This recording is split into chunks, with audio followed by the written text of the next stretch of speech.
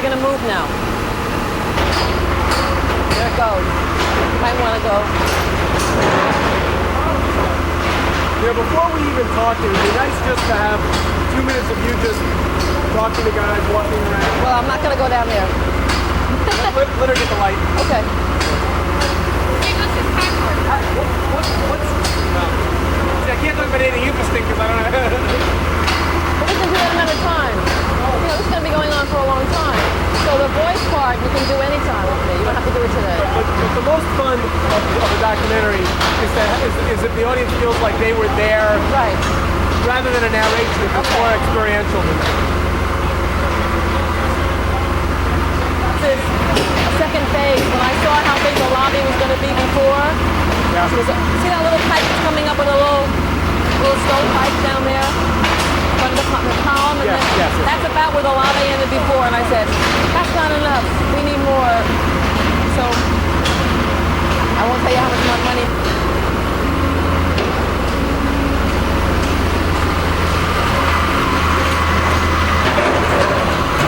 You get a good shot here. What is he doing here? He's removing rock. Manhattan, it's called Manhattan schist. The bedrock that really covers Manhattan Island and upon which all the buildings in New York City are built, including the Empire State Building. And the theater was built right on the rock. You can see the orchestra floor, the original orchestra floor, here's the end of it, was built right on the rock. And they excavated a little bit in the front of the theater for a little lower lounge, which means bathrooms. Very small, very few. And there was no public space of any scale. So we are removing, it's like an excavation within an existing 95-year-old building, the structure, the pad, which goes right through to China, upon which it was built. Kind of point out to me so that you can show on camera what level, what level, what level. Well, And also what's going to stay the same. Like Right. what's going to go away. We're standing right now on the original orchestra floor of the Victory Theater, which was built in the year 1900 by Oscar Hammerstein, who was Oscar Hammerstein's grandfather. Oscar Hammerstein II is a famous lyricist. Right now we're on the orchestra floor, which is the first floor of the theater. They are excavating beneath that floor to carve out, dig out, rock by rock, or break up the rock, a lower lobby, so we will have a decent public space for the young people and families and children who will be coming to this theater, which is being built for them when it opens about 11 months from now. What about up here? What's this and what's that? This is the mezzanine, which will stay, and then we have the balcony above it, which will stay, and then we have the wonderful dome of this theater with all those little angels, which are called putti, the Italian word for angels, surrounding that dome and looking down on the audience and what will be happening on the stage.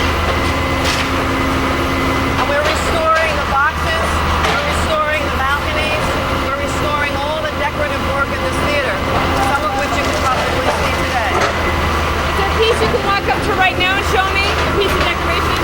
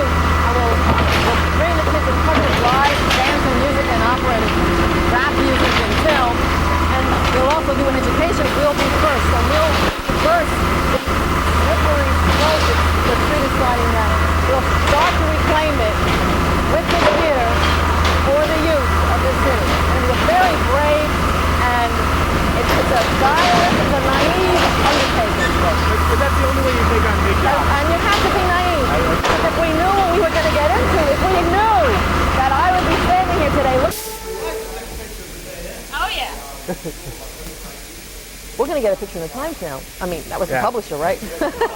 I didn't realize he was so young. I'd never met him before. Isn't that shocking? How old? Able to. It's so big. And you know, through the whole street, you say, this little piece, and then that little piece, and then that little piece, and then it's a chunk. Just like the rock. so you get This down little so I can piece, see and, the then it's a basement. Pam. I'll never remember all of this. I know, It's which good. is why- It's good. I'm one of these people that's like, if I were a reporter, I could. First of all, put everything in time context because we're going to come back. So, it's early in January, and what you see around you, just kind of narrate that picture. Okay. What do I see? We're standing in the front of the orchestra of the oldest existing theater in New York City. It was built in the year 1900 by Oscar Hammerstein II's grandfather, Oscar Hammerstein. Oscar Hammerstein II is the famous lyricist, and his grandfather built this theater. And we are standing actually probably on the floorboards that were here originally. What we're looking at is the excavation under this orchestra floor to create a decent sized lobby for this theater. And the only place we could find to make a room where the young people and their families who are going to come to this theater in hordes once it opens in 11 months, to make this lobby, we had to excavate beneath the floor of the orchestra, and the entire orchestra floor was built on bedrock, otherwise known as good old Manhattan schist. And so rock by rock, chunk by chunk, boulder by boulder, or they're breaking this outcropping of rock into boulders, we're removing that rock to make a place for the public where they can gather, hang their coats, go for intermission, get a drink, and go to the bathroom. Now, just a bit of a personal question. I look around and I see lots of big burly men in hard hats. Yeah. And there's one slightly petite, dark-haired woman in the midst of it all with a hard hat Behind my back. behind your back. But it does say the New Victory Theater on it. Did you ever imagine that you would be a construction manager? I mean, I'm not a construction manager. Okay, first of all, how do you describe what you do, and how unusual is it for you to be standing here overseeing this project? It's not at all unusual given my job description. I'm the president of the new 42nd Street. And as such, we're responsible for the theaters on the mid-block of a very famous street known as 42nd Street between Times Square and 8th Avenue. And because you're responsible for the theaters and what I cite as the reinvention of those theaters, the thing you yearn to be really doing is standing on a construction site while the theater's being renovated. So it's not at all unusual given that's what our task is, that's what our mission is, and our aspiration is to transform these theaters. I guess the reason this is a bit of one of a variety of little lines I have in my head. One is that 42nd Street was, for lots of women, a place that represented a lot of things they were very uncomfortable with. Exploitation, pornography, things that people, however you felt about free speech. And yet when you look at there are 4 or 5 key women that are all intricately involved in this thing. I think it's interesting. Yeah, they're the Amazons of Times Square. These women who are the Amazons, I call them, of the Times Square 42nd Street neighborhood community, who are really so hell-bent on seeing this community get recharged and refocused and reclaimed for everybody. And it's happening. It's quite extraordinary to be part of that. So describe a calendar, this extraordinary little calendar year that we're going to watch you through. I mean, well, we're in about the third month of renovation of this theater. This theater is an historic theater, and as such, we must really restore and preserve almost all of it. And so we will restore the orchestra floor after we do this excavation. And we will restore the graceful balcony and mezzanine areas, and certainly, the wonderful dome with their little angels that are known in Italy as putti, that look down on us today and on the construction workers and this excavation. And probably remember a time in 1902 when David Belasco was excavating the stage, I believe, for Harry Houdini's elephant so she could disappear below the stage level. We have a wonderful photograph from 1902 or 1903. It's almost a mirror image of the excavation of that area. And we will preserve all the beautiful and simple decorative plaster surrounding the proscenium arch and restore and replace the boxes. So it's going to look, in many ways, the way it looked when it opened, but it will be reinterpreted through our 21st century aesthetics and sensibility in our eyes. One of the things TV does really well is talk about specific things. Right. So as you look around, find a story that you can tell me about a piece of detail or a frustration or something you ran, something that we can walk up to and poke at that was like a real puzzle. Well, I don't know that we have a... I mean, did they want to take story. that column down and the historical people said you can't? No, we knew beforehand, we knew. We came with guidelines that said you must preserve and restore everything in this theater. So we knew we couldn't take down columns. I think that we had a look at, see where these holes are punctured in the underneath of the balcony right here? We had to prove that that was basically the only way we could get ducts for air conditioning and heating into this orchestra level. And so we've had to pierce the historic fabric of the theater in order to do that, but we will replace it and make it match as best we can the plaster that we're keeping. So every time we've had to puncture like the fascia of this mezzanine rail here, we will have to put it back and make it look as much like the original as we possibly can. And there are wonderful artisans who are so good at preservation and restoration that I think what we'll find is not a theater that looks exactly brand new as it did in 1900, but like a theater that's been restored so burnished by time, with a little pentimento underneath the surfaces of what happened before, with the history revealing itself sort of underneath the surface. Who do you have to negotiate? All right, let's stop. Kids spelling out victory, because these kids worked on this project. There's a little version of it on that side, but then it'll go all the way across the front of the theater. What about the facade? What about the... Total restoration, and we're putting back the original staircase that was on the street. So there'll be an outside stair that goes up to a door that you can't see from here. And I think this is such an interesting kind of the heart of the renovation, restoration, the reclaiming of this area. I mean, the one thing that everybody seems to share when you discuss it with people is everybody has some kind of passion for what they define as the soul of Times Square. But the soul has been defined to me so many different ways. Just step back here, he's going to drag it.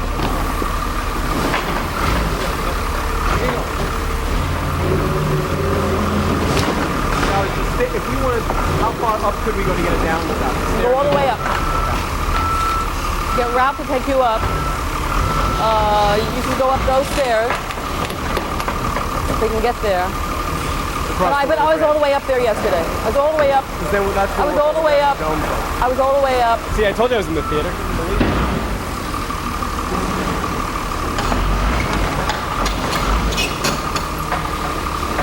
I like the heads coming out of the door. I know, that's what 1,000 pictures. Look at that. Oh my. So that's exactly the way the picture looked when they did 1902. When they excavated the stage. Minus this guy. How did they do it? Like that. Like that. That's how. That's exactly the way. With a pickaxe. Pickaxe. Jesus. Look at this. Boy, this is a good day for you to be here. Look at that. Okay, I'm going to go back to my office, eat the rest of my lunch. Thank you.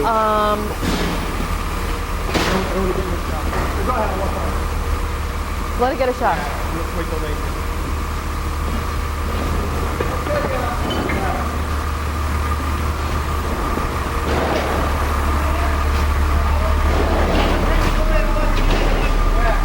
One of the things I would love for you to do is just, anytime there's something going on that you think, I mean, obviously I'll miss It's going to be the... I'm interested in any, like I was going to say to you, whenever you want to puncture the skin of this, there's someone you have to talk to. Who is that? Oh, always. Every day. I mean, I can't tell you. I mean, that's like a whole documentary in itself. Okay, we ourselves are a documentary. This is we as an organization are a documentary. I mean, whether we have you come when we go to MTV, you know, and see their plans for the first time. I don't know. Somewhere in here I know I have a card. I know those guys real well.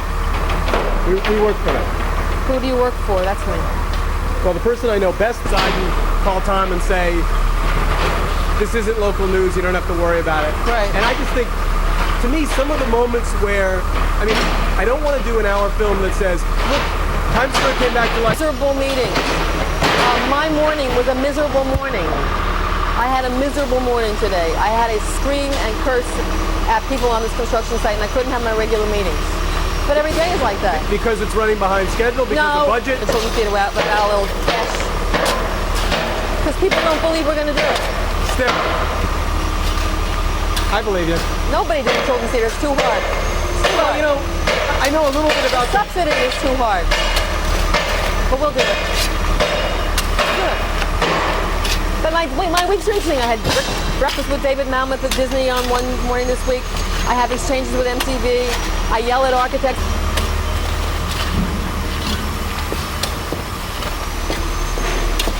Oh, wait.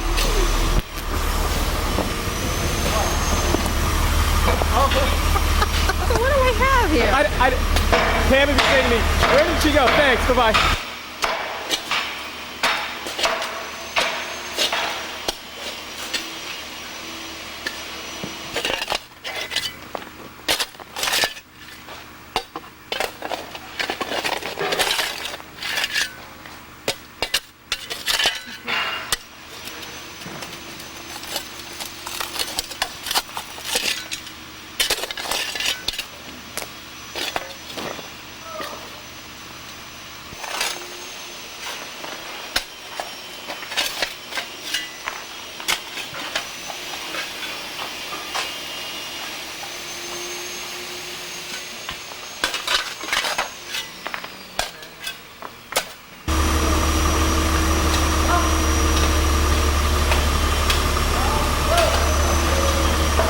They're putting the jackhammer on up here if you want to see it.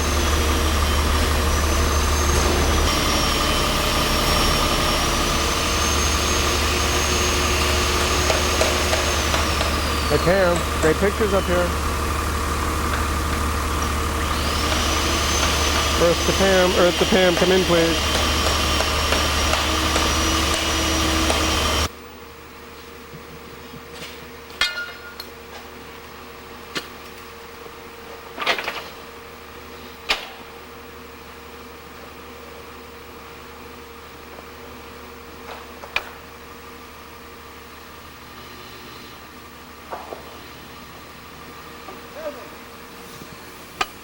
Yes, sir. Up a touch. Up. Yeah.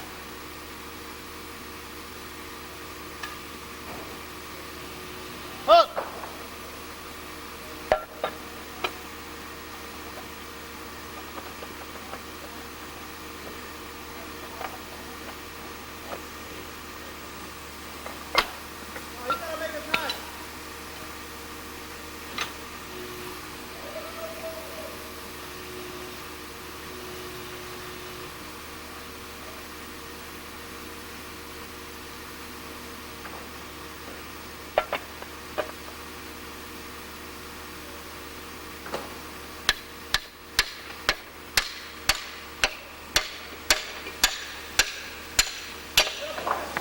Yeah, put it, yeah.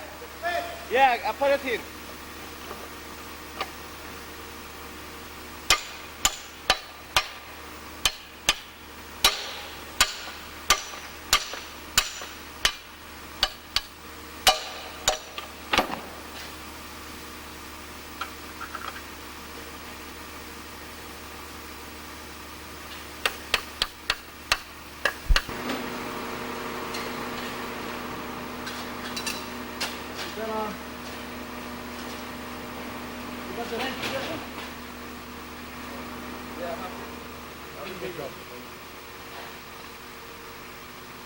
You know.